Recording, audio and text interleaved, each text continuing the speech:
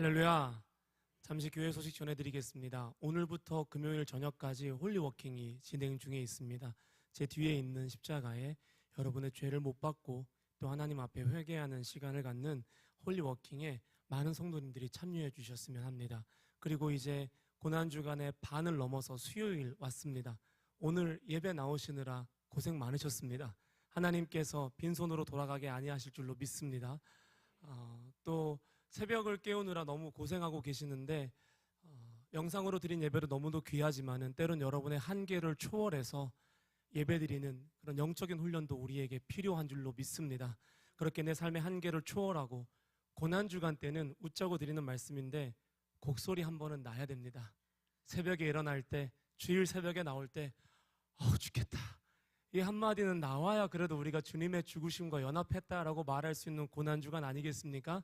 그래서 여기 나오시는 여러분들 너무너무 고생하고 계시지만은 내일 새벽에도 또 영상으로 예배하시는 분들도 남은 목, 금 새벽 그리고 주일 새벽에 참여하심으로써 내 육체로 예배하는 거룩한 산제물이 되시기를 주님의 이름으로 축원합니다. 하나님께서 오늘 우리에게 주신 말씀은 로마서 12장 1절에서 2절 말씀입니다. 로마서 12장 1절에서 2절 말씀, 신약성경 256페이지입니다. 짧기 때문에 함께 합독하시겠습니다. 로마서 12장 1절에서 2절 말씀입니다. 같이 읽겠습니다. 그러므로 형제들아, 내가 하나님의 모든 자비하심으로 너희를 권하노니 너희 몸을 하나님이 기뻐하시는 거룩한 산 제물로 드리라. 이는 너희가 드릴 영적 예배니라.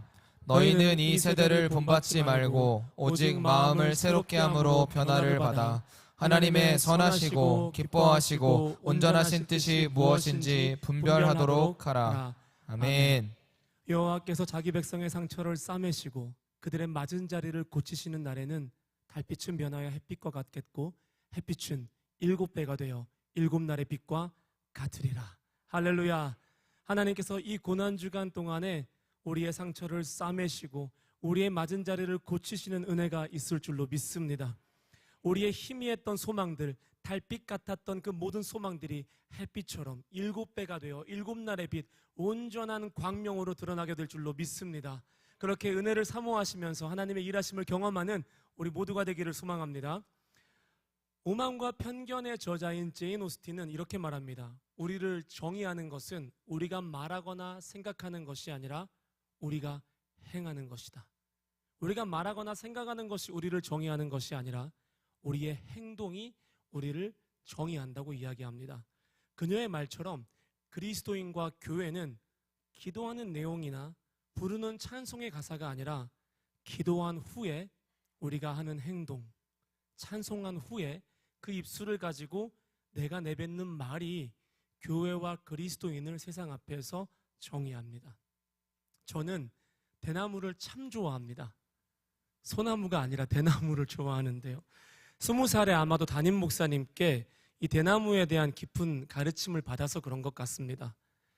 지난번에 말씀드린 버즘나무를 보면요, 몸이 떨리는 진동 속에서도 버티고 살아야지 싶은 마음이 들고, 대나무를 보면 풀도 아니고 나무도 아닌 저 모습이 마치 만삭되어 태어나지 못한 나갔구나 싶어서 흔들릴 때마다 동질감을 느낄 때가 많습니다. 그 대나무의 흔들림을 보면서 오히려 위로를 받는달까요? 여러분, 성령의 바람이 우리의 인생을 강력하게 흔드실 때가 있습니다.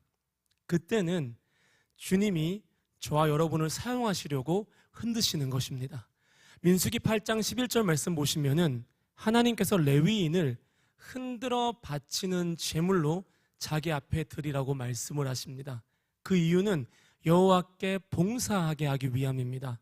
하나님이 나를 쓰시기 위해서 나를 사정없이 위아래로 흔드십니다. 흔들어 바치는 제사를 요제라고 합니다. 하나님께서 요제로, 그 요제를 통과하게 하셔서 사용하시는 우리 모두가 되기를 주님의 이름으로 축복합니다. 내 인생이 강하게 흔들릴 때는 대나무를 생각하십시오. 주님, 나를 마음껏 흔드시고 탈탈 털어서 주님 편하게 쓸 수 있는 사람 되게 하여 주시옵소서. 주님 보내시는 곳에 곧게 세우시는 은혜를 기대하시기를 소망합니다. 계속 대나무 이야기를 해볼까요? 대나무가 식물도감에서는 나무로 분류가 되는데요, 최종적으로는 대나무 악과에 속하는 잡초라고 설명됩니다. 잡초 같은 나무가 대나무입니다. 대나무는 수명이 60년입니다. 나무의 성질을 가지고 있죠. 그런데 생에 딱 한 번만 꽃을 피울 수 있답니다. 이건 또 풀과 비슷합니다. 대나무는 매년 몸집을 키우지 못합니다. 나무는 매년 몸집을 키우는데 대나무는 죽순의 크기가 평생의 크기입니다. 그리고 대나무는 풀처럼 나이테가 없습니다. 속이 텅텅 비어 있습니다. 철이 없죠. 철이 없어요. 속이 텅 비어 있어요. 그래서 주님이 쓰시기 편한 나무가, 그런 나무 같은 사람이 대나무 같은 사람이지 않을까 생각을 합니다. 나무도 아니고 풀도 아닌 존재, 대나무, 세상 속에 있지만 세상에 속하지 않은 존재, 그리스도인.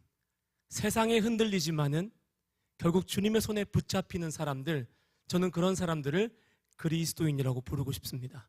세상은 대나무 같은 우리, 나무도 아니고 풀도 아닌 세상에 속해 있지만 세상을 따라가지 않는 우리들을 보면서 어떻게 사는지 지켜보고 있습니다.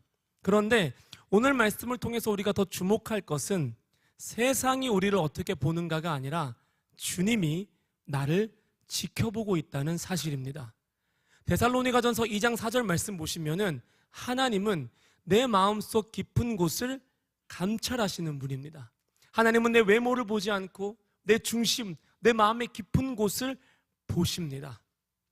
오늘 본문 12장 2절 말씀은 마음을 새롭게 함으로 변화를 받으라고 우리에게 권면합니다. 로마서 1장 28절 말씀 보시면은 마음은 우리가 하나님을 모실 수 있는 하나님의 거처입니다. 그게 마음입니다. 원어로 노우스라고 하는데 로마서에서는 주로 그리스도인들이 생각하고 행동하는 이유와 방식을 뜻합니다. 성경에서 마음은 우리가 행동하는 근본이자 하나님이 거하실 처소입니다. 저와 여러분은 마음을 어떻게 관리하고 계십니까? 그래서 주님이 마음으로 죄짓지 말라고 하시는 겁니다. 마음의 죄를 품으면 어떤 모양으로든 행동으로 나타나기 시작합니다. 그리고 주님을 내 마음에 두기를 싫어하게 됩니다. 주님의 방법과 주님의 감정이 나를 불편하게 만듭니다. 신명기 15장 7절 말씀을 보시면은 이웃에게 내 마음을 완악하게 하지 말라고 말씀하십니다. 마음이 완악해지면 어떻게 되죠? 내 손을 움켜쥐게 됩니다. 인색해지는 거죠. 그리고 15장 7절을 보시면은 다시 9절을 보시면은 내 마음에 악한 생각을 품지 말라고 말씀하십니다. 악한 생각을 품으면 내 형제를 악한 눈으로 바라보게 됩니다. 그리고 마지막 10절 말씀에는 아끼는 마음을 품지 말라고 말씀을 하십니다. 행동보다 마음을 먼저 말씀하십니다. 그 마음이 행동으로 나타나기 때문입니다. 제가 신명기에서 소개한 이 모든 마음들은 하나님과 반대되는 마음들입니다. 어디서부터 이런 마음들이 시작합니까? 하나님 두기를 싫어하는 마음, 하나님을 상실한 마음으로부터 이런 행동들이 시작되는 것입니다. 주님은 그런 마음을 가진 사람들을 어떻게 하시냐면 내버려 두십니다. 1장 28절 말씀처럼 주님이 그 사람들을 더 이상 터치하지 않으십니다. 만약에 우리의 인생에 고난이 있다면, 주님의 집요한 간섭이 있다면 우리는 고난이 없으면 좋겠지만은 우리가 매일 새벽마다 기도하는 이유가 뭐죠? 고난을 옮겨달라고 기도하는 거잖아요. 주님, 간섭하지 말아달라고 기도하는 것일 수도 있습니다. 하지만 고난이라는 것은 주님이 내 삶을 아직 포기하지 않았다는, 내버려두지 않았다는 결정적인 증거입니다. 하나님이 실패한 나를 던져서 깨뜨리지 않고 계속 다듬어가고 계신다는 뜻입니다. 주님의 내버려두지 않으심을 믿음으로 감사하며 환영하시길 주님의 이름으로 축복합니다. 히브리서 12장 5절과 6절 말씀을 보시겠습니다. 제가 읽어드리겠습니다. 또 아들들에게 딸들에게 권하는 것 같이 너희에게 권면하신 말씀도 잊었도다. 고난이 심하면 잊게 됩니다. 일러스되 내 아들아 내 딸아 주의 징계하심을 경히 여기지 말며 그에게 꾸지람을 받을 때 어떻게 하라고요? 낙심하지 말라. 여러분 낙심하지 마십시오. 주님이 나를 내버려 두지 않았다는 증거입니다. 주께서 그 사랑하시는 자를 어떻게 한다고요? 징계하시고 그가 받아들이시는 아들, 딸, 자녀마다 어떻게 하신다고요? 채찍질하심이라 하였으니 할렐루야. 주님이 자신의 아들인 예수 그리스도도 채찍질 하셨습니다. 온전한 주님의 의를 이루시기 위해서 주님 그렇게 하셨습니다. 주님이 내 삶에 징계를 베푸시고 채찍질을 하신다는 것은 나를 아직 내버려 두지 않았다는 뜻입니다. 10절 말씀 같이 읽어볼까요? 그들은 잠시 자기의 뜻대로 우리를 징계하였거니와 오직 하나님은 우리의 유익을 위하여 그의 거룩하심에 참여하게 하였느니라. 이어서 11절부터 13절까지 같이 읽어보겠습니다. 무릇 징계가 당시에는 즐거워 보이지 않고 슬퍼 보이나 후로에 그로 말미암아 연단을 받은 자들은 의와 평강과의 열매를 맺느니라. 그러므로 피곤한 손과 연약한 무릎을 일으켜 세우고 너희 발을 곧은 길을 만들어 저는 다리로 하여금 어그러지지 않고 고침을 받게 하라. 할렐루야. 아멘. 아멘. 진짜 사랑입니다. 인생을 제대로 살게 만들어주는 진짜 사랑이 하나님의 내버려 두지 않으심입니다. 여러분들 다 자녀를 양육해 보셨죠? 여러분들이 간섭할 때 자녀가 어떤 반응을 보입니까? 엄마, 나한테 간섭해줘서 고마워. 엄마, 나한테 사사건건 이렇게 하라 저렇게 하라 얘기해줘서 정말 고마워. 아빠가 오늘 아침 나를 꾸짖으니까 난 살 것 같아. 이렇게 반응하나요? 문 쾅 닫고 나가버리죠. 네, 문 쾅 닫고 나가버리고 연락 끊어버리고 핸드폰 안 보고 이렇게 해줄 거면 왜 나를 낳았어? 소리 지르고 별것도 아닌데 가버리죠. 우리도 그렇게 반응을 합니다. 하지만 주님의 목적은 무엇입니까? 여러분과 똑같습니다. 잘 살게 해주는 겁니다. 누구 안에서요? 하나님 안에서. 만약에 하나님께서 우리를 내버려 두신다면 주님을 이렇게 거절하는 그 마음대로 살게 만드신다면 어떻게 될까요? 로마서 1장 29절 이하 32절 말씀을 우리 한번 같이 읽어보겠습니다. 곧 모든 불의, 추악, 탐욕, 악의가 가득한 자요, 시기, 살인, 분쟁, 시기, 악독이 가득한 자요, 수군수군하는 자요, 비방하는 자요, 하나님께서 미워하는 자요, 능욕하는 자요, 교만한 자요, 자랑하는 자요, 악을 도모하는 자요, 부모를 거역하는 자요, 우매한 자요, 배약하는 자요, 무정한 자요, 무자비한 자라. 그들이 이 같은 일을 행하는 자는 사형에 해당한다고 하나님께서 정하심을 알고도 자기들만 행할 뿐 아니라 또한 그런 일을 행하는 자들을 다 옳다 하느니라. 아멘. 숨막히는 죄의 목록이 나열되어 있지 않습니까?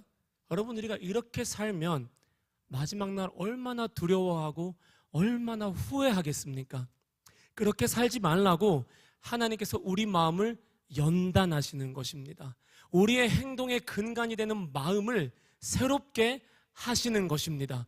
다시 본문으로 돌아와서 로마서 12장 1절부터 2절 말씀은 로마서 전체를 아우르는 매우 중요한 말씀입니다. 12장 1절에 그러므로라고 되어 있는데 이것은 1장부터 11장에 해당하는 모든 바울의 권면을 결론으로 받겠다는 뜻입니다. 12장 1절은 1장부터 11장의 결론인 거예요. 결론인 것입니다. 그리고 나서 2절 말씀 보시면은 2절에 그리고라는 접속사가 빠져 있습니다. 원래는 카이라고 해서 그리고 너희는 이 세대를 본받지 말고라고 되어 있습니다.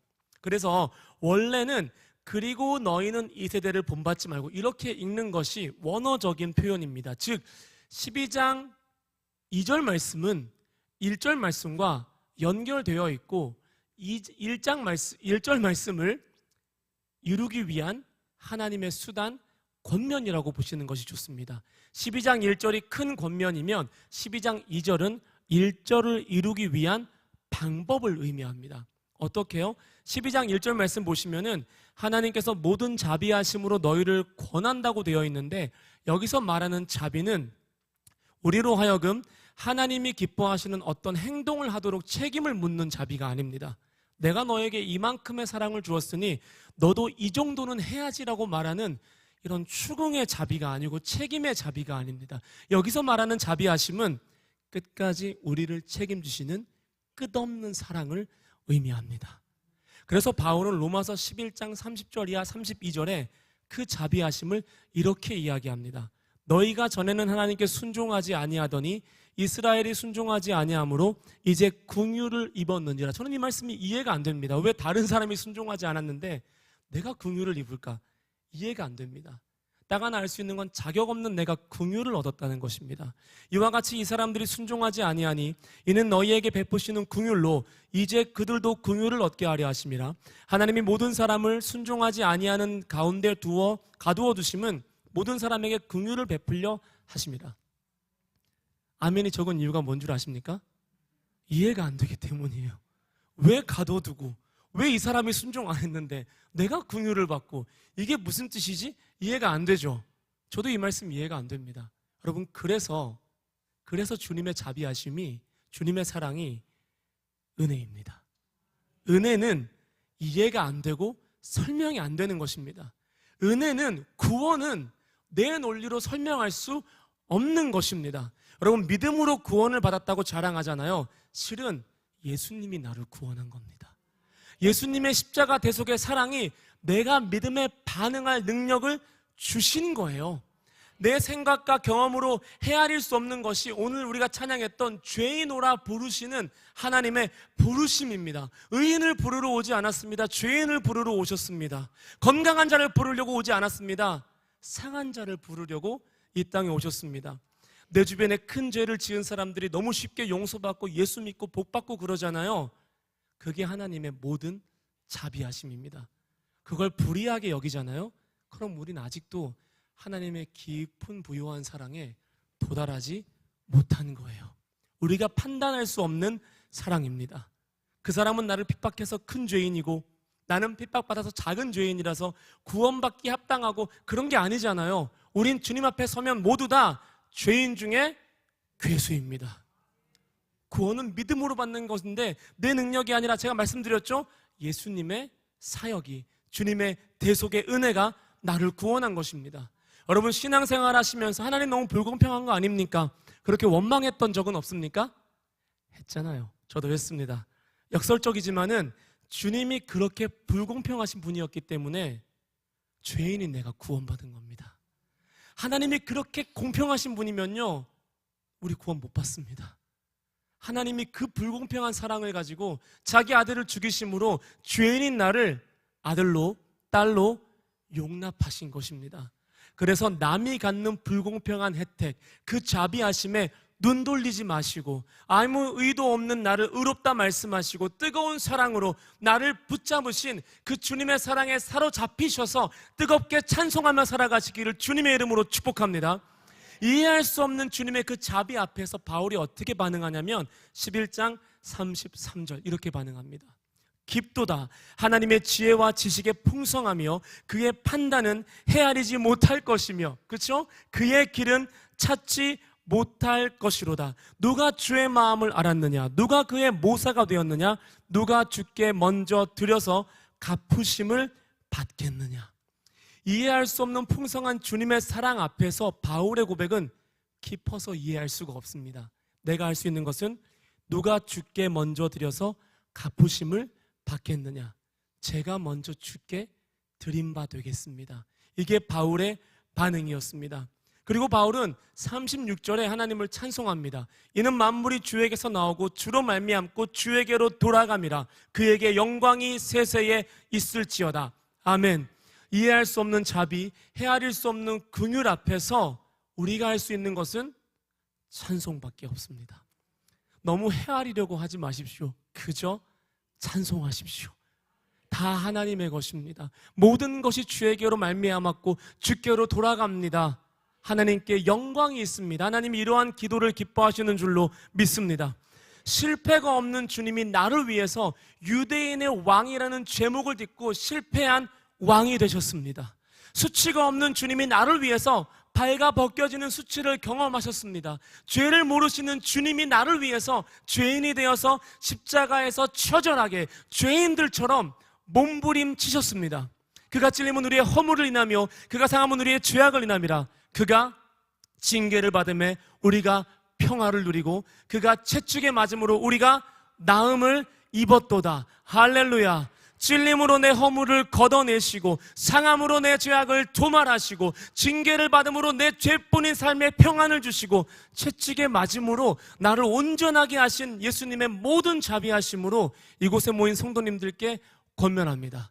여러분의 몸을 하나님이 기뻐하시는 거룩한 산제물로 드리십시오. 거룩한 산제물로 드리십시오. 이것이 우리가 드릴 영적인 예배입니다. 12장 1절에서 말하는 영적인 예배는 나를 제물로 드리는 예배입니다. 영적인 예배라는 것은 특별한 장소, 정해진 시간에 드려지는 예배가 아닙니다. 이 세상을 살면서, 이 세대를 살아가면서 하나님의 이름이 모욕받고 하나님의 진리가 외면당하는 모든 장소, 모든 시간, 모든 순간을 사는 내가 나를 주님께 드리는 것이 본문이 말하는 영적인 예배입니다. 우리 주님은 내가 그 시간 속에서 주는 그 무엇을 바라는 것이 아닙니다.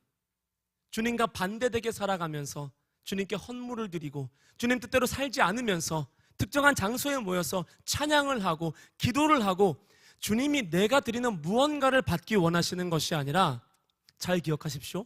그것을 드리는 나를 받기를 원하십니다. 나를 받기를 원하세요.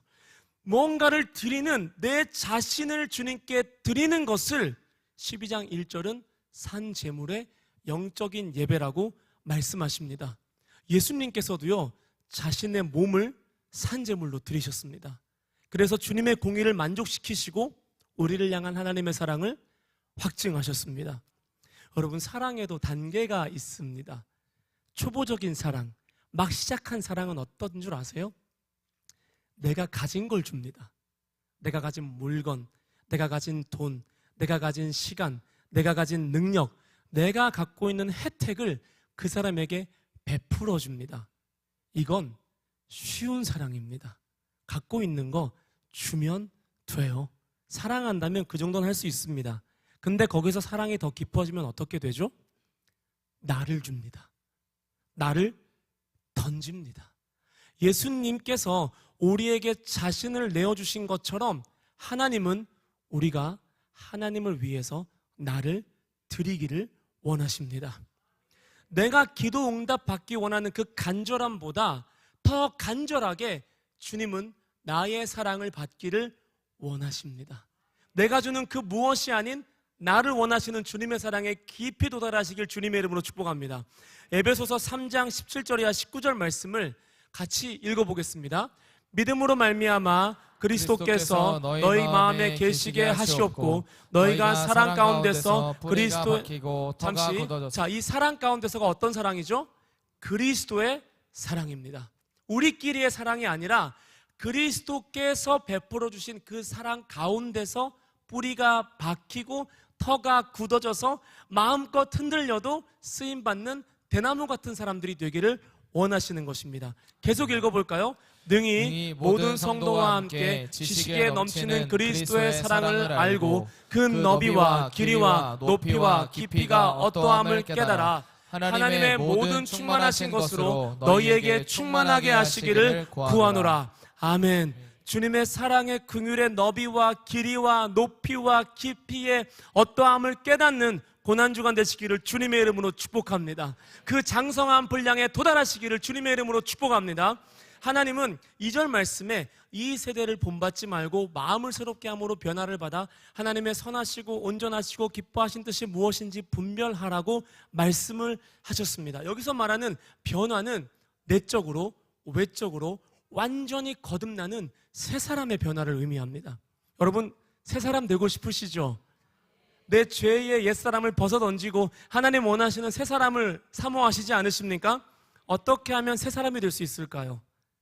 새 사람은, 거듭남은 예수 그리스도의 대속의 은혜를 통해서 되는 것이지만 그 거듭남 속에서 성화되어가는 과정, 새 사람이 되어가는 과정은 회개를 통해서 일어납니다.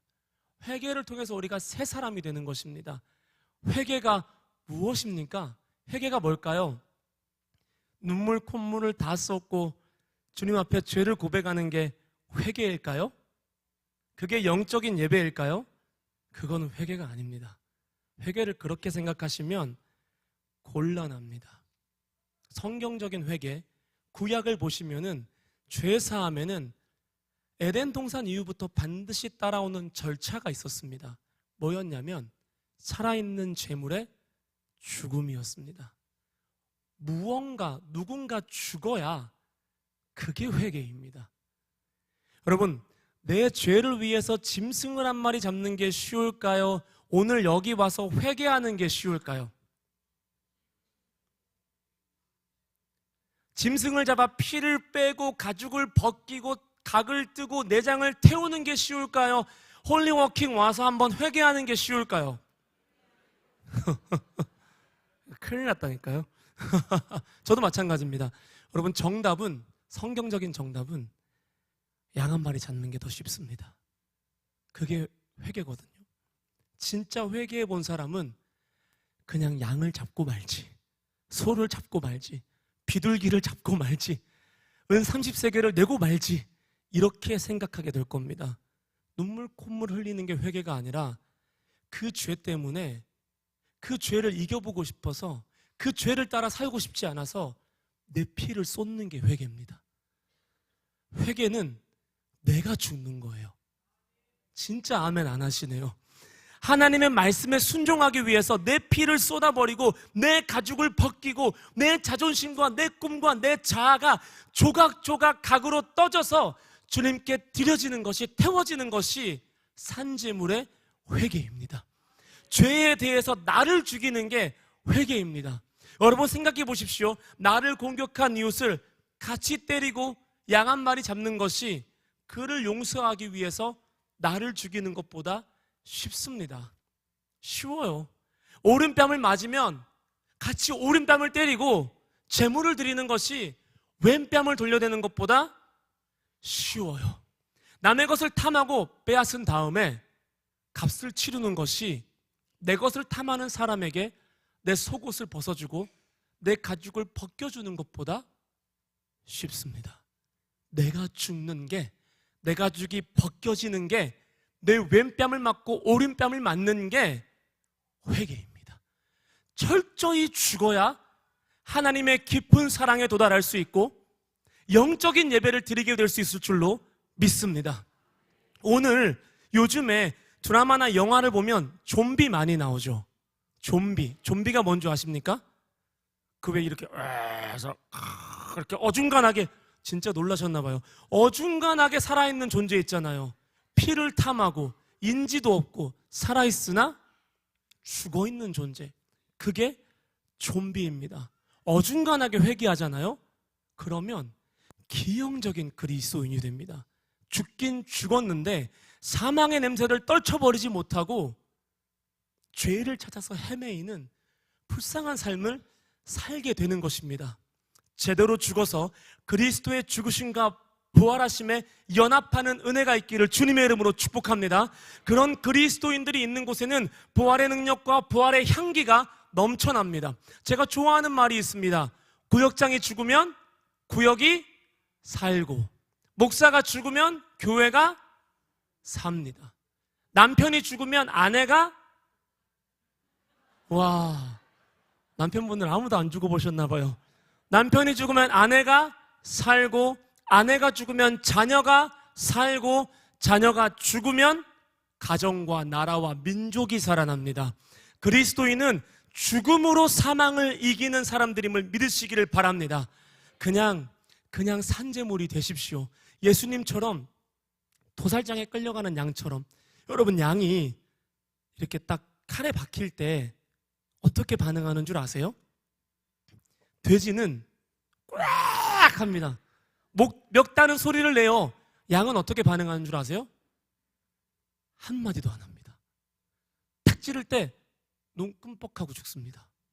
돼지는 어떡하죠? 꽉꽉꽉꽉꽉 하면서 살아보려고 노력하잖아요. 여러분, 예수님처럼 그냥 그 상황에서 여러분의 피를 흘리십시오. 남의 피 흘리려고 하지 마시고 내 피 흘리십시오. 주님이 지금 나를 통해서 영적인 예배를 받고 싶어서, 나를 제물로 받고 싶어서, 요제로 삼고 싶어서 흔드시는 것입니다. 사람이 흔드는 것 같지만 그 손 위에 능하신 하나님의 손이 있습니다. 어중간하게 죽어서 다른 사람들 물어뜯으면서 불의, 추악, 탐욕, 시기, 분쟁, 악독 전염시키며 살지 마시고 제발 제대로 회개하셔서 주님이 하시게 좀 내버려 두시길 바랍니다. 여러분, 은혜로운 예배, 향기로운 예배, 여기에 어떤 특징이 있는 줄 아십니까? 주님을 위해서 한 주간이라도 죽어본 사람, 자기 피를 흘려본 사람, 자기를 각떠본 사람, 이 사람들이 모인 예배는 예배 시작 전부터 하나님의 강력한 임재가 나타납니다. 하나님의 임재가 이 성전 안에 소용돌이 치기 시작합니다. 사랑하는 여러분, 설교 탓하지 마세요. 은혜 못 받은 거 가지고. 찬양 인도자 탓하지 마십시오. 거리 탓하지 마십시오. 주차장 탓하지 마십시오. 정치 탓하지 마십시오. 내가 이번 한 주간 이 타락한 세대 속에서 하나님께 나를 드려보았는가, 안 드려보았는가? 내가 이 세대 속에서 나를 죽여보았는가, 아니면 살아서 하나님께 바쳐지지 않으려고 남을 죽여받지 않았는가? 여러분, 그걸 묵상해 보셔야 됩니다. 주님을 위해서 나를 죽여본 사람들이 모인 곳은 시작 전부터 성령으로 진동하게 되는 줄로 믿습니다. 요즘 하나님이 고난주간을 통해서 우리에게 새벽마다 회개의 은혜를 베풀어 주시는 것 같습니다. 그죠? 정말 생각하지 못했던 죄들을 성령께서 밝히 드러내시고 회개하게 하십니다. 저는 요즘 새벽마다 예배를 드리면서 회개하고 후회합니다. 어떤 후회냐면, 내가 그때 나를 산제물로 드릴 걸, 내가 그 상황 속에서 나를 죽이지 못했구나. 내가 나를 죽였다면 하나님께서 얼마나 큰 영광을 받으셨을까? 그런 생각을 하며, 주님, 또다시 같은 상황이 온다면 내가 죄에 죽고 의에 대하여 사는 사람이 되게 하여 주시옵소서. 그렇게 기도를 합니다. 여러분, 그렇게 예배드리는 사람들은요, 하나님이 기뻐할 이유를 주십니다. 하나님이 만족하게 하는 이유를 주십니다. 작년 말에 송구영신 예배를 드리는데 어떤 권사님 한 분이 제 앞으로 이제 기도를 받으러 오셨습니다. 잘 안 물어보는데 이런 걸 질문했어요. 어떤 기도를 해드릴까요? 이렇게 물어보니까 그분이 갑자기 펑펑 울면서 고부 갈등이 너무 심해요. 기도해 주세요 하시는 거예요. 제가 보니까 그분은 오시기 전에도 정말 어려운 일들을 통과하시면서 예배 드리러 온 거예요. 그러니까 자기를 죽이고 산제물이 되어서 예배로 오신 겁니다. 제가 이렇게 대답했습니다. 권사님께서 고예요, 부예요? 이렇게 물어봤습니다. 그러자 권사님이 얘기했습니다. 제가 부예요. 이렇게 하시면서 펑펑 웃는데 웃으면서 웃으시는 거예요.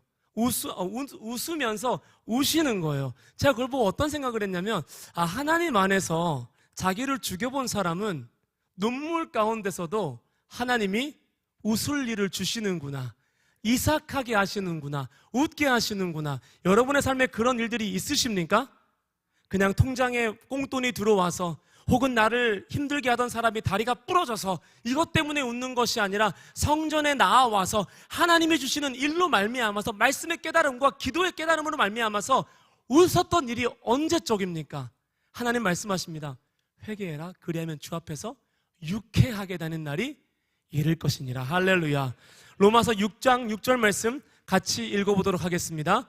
우리가 알거니와 우리의 옛사람이 예수와 함께 십자가에 못 박힌 것은 죄의 몸이 죽어 다시는 우리가 죄에게 종노릇 하지 아니하려 함이니. 할렐루야. 할렐루야. 우리의 모든 몸의 반응이 내 추악함, 음란함, 음주, 도박, 탐욕, 미움, 물질에 대해서 내가 주 안에서 죽고 주님이 원하시는 그 의로움 안에서 살아나는 회개의 은혜가 있기를 주님의 이름으로 축복합니다. 죄에 대해서는 죽은 자요, 그리스도 안에서는 하나님께 대하여 살아있는 자로 영적인 예배를 드리시는 우리 모두가 되기를 주님의 이름으로 축복합니다. 내일 새벽에도 향기를 머금고 산제물이 되어서 성전에 모여서 영적인 예배자로 예배하는 여러분 모두가 되시기를 주님의 이름으로 축복합니다. 할렐루야. 할렐루야. 따라해 봅시다. 내가 죽어야 내 영혼이 산다. 내가 죽어야 내가 죽어야 가정이 살고 가정이 살고 교회가 살고 교회가 살고 나라가 산다. 나라가 산다. 마지막입니다. 내가 죽어야 내가 죽어야 예배가 열린다. 예배가 열린다. 예배가 열린다. 예배가 열린다. 그렇게 산제물로 예배하시는 우리 모두가 되시기를 주님의 이름으로 축복합니다. 아멘. 제가 기도하겠습니다. 사랑이 많으신 하나님 감사합니다. 오늘 우리가 참된 회개를 경험하게 하여 주시옵소서. 그저 주님 앞에서 눈물 흘리고 그렇게 감정적인 것을 회개라고 말하는 것이 아니라 그 문제에 대해서 내가 죽음을 경험하게 하여 주시옵소서. 죽은 자는 말이 없습니다. 죽은 자는 말이 없습니다. 그렇게 예수님처럼 묵묵히 주여, 죄에 대하여는 반응하지 않고 의에 대하여는 그리스도의 심장으로 살아 숨쉬는 우리 모두가 되기를 간절히 소망하며 예수님의 이름으로 기도합니다. 하늘에 계신 우리 아버지, 아버지의 이름을 거룩하게 하시며 아버지의 나라가 오게 하시며 아버지의 뜻이 하늘에서와 같이 땅에서도 이루어지게 하소서. 오늘 우리에게 일용할 양식을 주시고 우리가 우리에게 잘못한 사람을 용서하여 준 것 같이 우리 죄를 용서하여 주시고 우리를 시험에 빠지지 않게 하시고 악에서 구하소서. 나라와 권능과 영광이 영원히 아버지의 것입니다. 아멘.